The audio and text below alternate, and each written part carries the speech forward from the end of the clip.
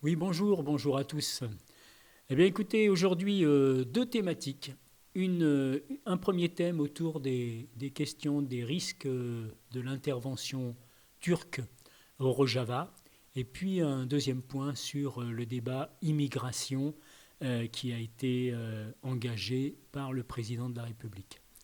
Alors d'abord, la question et le risque de l'intervention pardon, de l'armée turque au Rojava. Je crois qu'il faut dire notre préoccupation, même si ce matin, puisque nous sommes mardi 8 octobre, il faut dire ce matin que les préoccupations sont un petit peu levées parce que finalement Trump, après avoir annoncé qu'il allait abandonner euh, la, la Syrie et le nord-ouest de la Syrie, finalement dit qu'il va y rester. Mais tout ça est fragile. Aux frontières du nord-ouest de la Syrie, aux frontières du Rojava, il y a les armées turques qui sont nombreuses, qui sont prêtes à en découdre et prêtes à engager un nouveau massacre des populations et des citoyens et citoyennes de la République autonome du Rojava.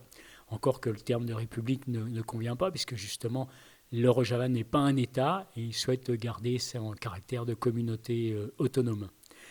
Euh, voilà, une vigilance à avoir, parce que ce peuple a déjà d'abord énormément souffert à travers les années passées, et puis d'autre part, vigilance parce que euh, il se passe là-bas, au point de vue démocratique, au point de vue de l'égalité des hommes et enfin des femmes et des hommes, des avancées que peu de pays en voie de développement connaissent.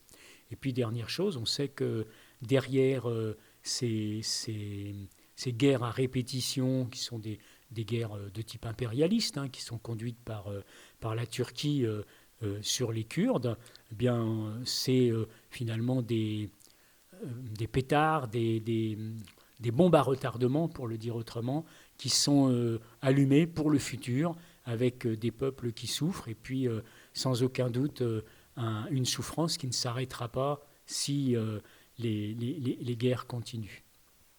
Donc voilà, premier sujet de préoccupation, première vigilance. Deuxième point de l'ordre du jour, c'est finalement la question de l'immigration qui a été mise à l'ordre du jour par Macron et mise en débat donc à l'Assemblée nationale. Bon, il faut le dire, d'abord, on ne peut que s'étonner qu'un débat comme ça revienne en octobre 2019, alors que la loi Asile-Immigration a été votée en septembre 2018 et mise en œuvre au 1er janvier 2019. Donc, est-ce qu'il s'est passé quelque chose de si exceptionnel entre ces deux années? Sans doute pas. Sans doute rien, et d'ailleurs à peu près pas grand-chose. Puisque aujourd'hui, la question de l'immigration est une question finalement relativement modeste en France, hein, avec un flux migratoire qui, lorsqu'il est compensé par le flux de sortie, ne représente aujourd'hui que 60 000 immigrés supplémentaires chaque année en France. 60 000, ça représente 60 000 immigrés supplémentaires chaque année en France. C'est le solde entre les flux d'entrée et les flux de sortie.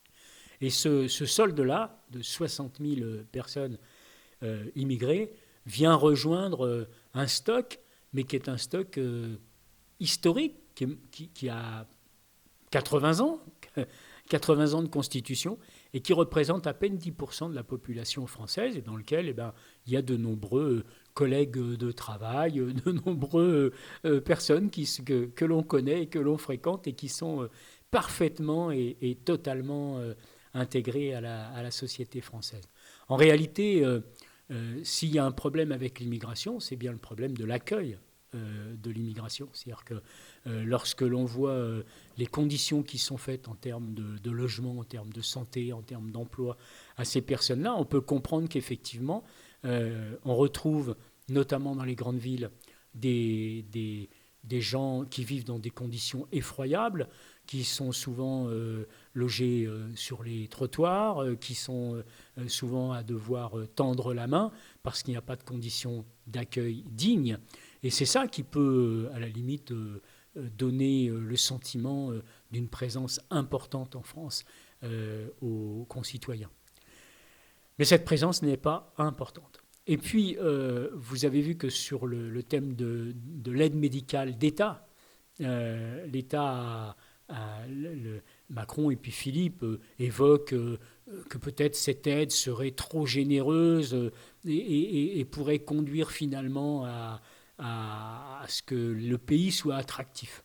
D'abord, je ne crois pas qu'on quitte son pays, ses racines, ses morts, sa famille, pour une aide médicale dans un pays étranger. Ça me paraît un petit peu délicat. D'autant que, comme le dit la CIMAD, bien souvent, les grandes pathologies, les gens qui ont des pathologies importantes, les découvrent bien souvent à l'occasion de leur parcours migratoire et sûrement pas à leur départ. Et puis, dernière chose, cette aide médicale d'État, elle est loin d'être aussi brillante que veut bien le dire ceux qui font la courte échelle au Rassemblement national. L'aide médicale d'État, c'est un panier de soins extrêmement réduit où il y a de nombreux soins, comme par exemple les soins dentaires, qui ne sont pas remboursés et de nombreux médicaments qui ne sont pas remboursés. Donc je dirais, il y a avec ce débat sur l'immigration véritablement quelque chose qui sent très mauvais et qui s'appelle faire la courte échelle au Rassemblement national. Alors au contraire, qu'est-ce qu'il faudrait faire ? Premièrement, accueillir dignement les personnes issues des pays étrangers, quelles que soient les motivations de leur déplacement. Et deuxièmement, agir en même temps et parallèlement pour faire cesser les causes qui sont celles de l'immigration, à savoir le pillage des pays. Par exemple, si on prend les questions de l'uranium en France et le pillage des pays africains de ce point de vue-là, on sait combien ça détruit complètement ces pays-là et désorganise complètement finalement les systèmes économiques de ces pays. Deuxièmement, mettre un terme aux guerres qui se déroulent un peu partout dans le monde. Et de ce point de vue-là, la France a un rôle à jouer et doit influer pour qu'effectivement on aille vers une pacification du monde, ce qui est loin d'être le cas aujourd'hui. Il suffit de penser à ce qui se passe au Yémen et à penser comment les intérêts français sont entremêlés là-bas, notamment à travers la vente d'armes.